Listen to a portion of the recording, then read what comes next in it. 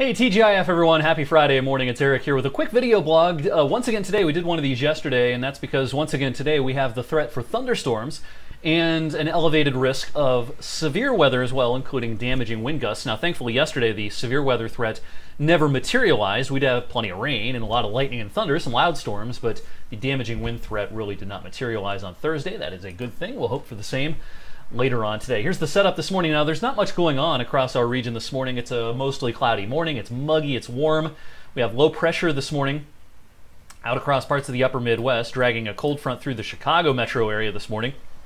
But out ahead of it, firmly in the southerly winds here, and it is soupy out there. It really feels like a summer morning once again this morning. Now, the numbers might decide not to plot up here, but where you see the green colors, yeah, it is humid. My dew point's 63 at my house right now.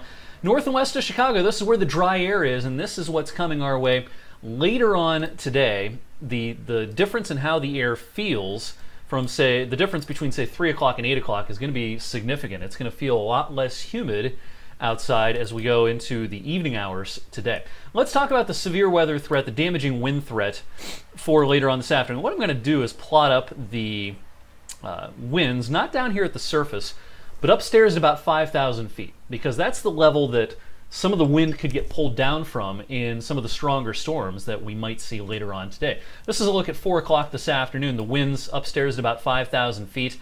Where you see up over Lake Erie, some of these, I don't know what that color is, kind of purplish, then into the blue.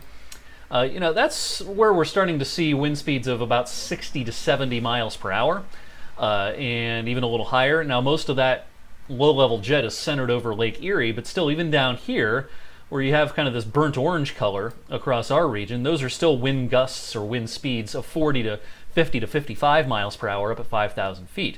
And again, the reason I'm showing you the winds at that level is that's the level that we could see winds get pulled down from. The air could be, the momentum of those winds up at 5,000 feet could be pulled down to the surface. So let's see if I can take off my telestrator there. Let's show you the model depiction of things here, give you a sense as to the timing.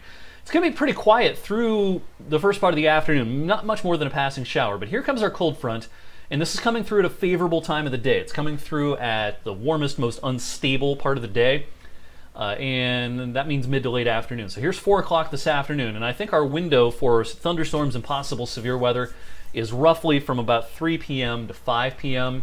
Here's right in the middle at 4 p.m. showing that line pushing through, and then it clears our area probably by 6 at the latest. This is going to be a quick mover. So we're looking at a late afternoon timing here with this line of thunderstorms, and it'll do its dirty work and move on. So the overall threats today, I would certainly put damaging winds at the number one threat. Real low-end tornado risk. It's not zero, but it's very, very, very low. There's a somewhat higher chance of an isolated tornado to our north up in New York State, but the atmospheric dynamics are not favorable for tornadic activity here. Not real concerned about flooding because these will be quick movers.